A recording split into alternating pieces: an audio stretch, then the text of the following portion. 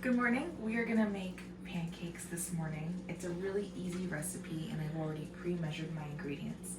The biggest key here is to have all the wet ingredients, so your eggs and your milk, whether that's whole milk or I'm using oat milk today, so that's definitely an option. You'll get the same rise.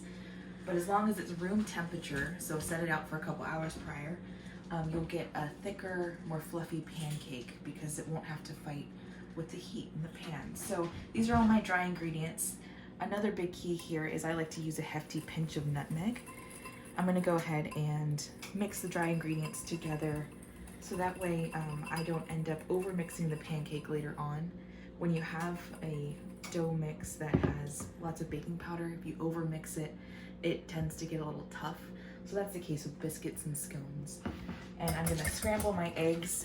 Another tip of mine, if you're clumsy like me, is to actually pre-crack the eggs in a bowl all their own. So that way if you drop a shell in, you're able to determine where that is and get it out of the food before serving it. So now I'm gonna add my oat milk to my eggs. I'm going to add half a teaspoon of vanilla, which I just kind of eyeball. 2 shots of vodka, then 1. And then mix that a little bit together.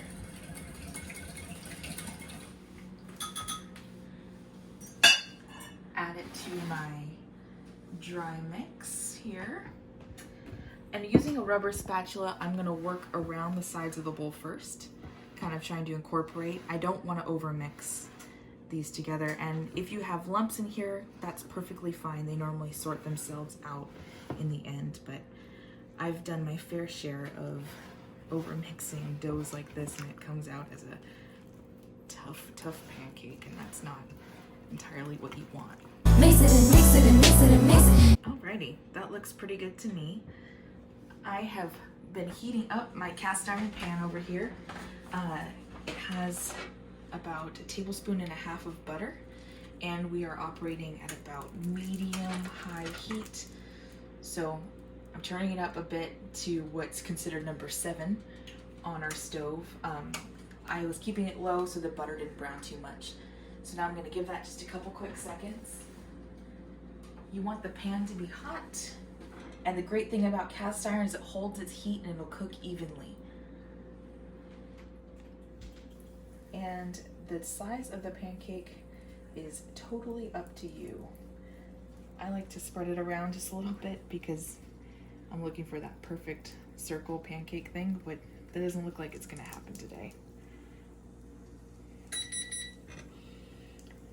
While my pancake is cooking, if you're making a lot of pancakes, I recommend preheating your oven to its lowest temperature setting so that way you can keep them toasty warm without overcooking them too much. We're gonna look for bubbles rising to the surface here. Once you see multiple bubbles, especially kind of in the center, they look like they're even coming through. That's gonna be your rising agent, creating air and gas, and that will be your kind of notice to flip the pancake over.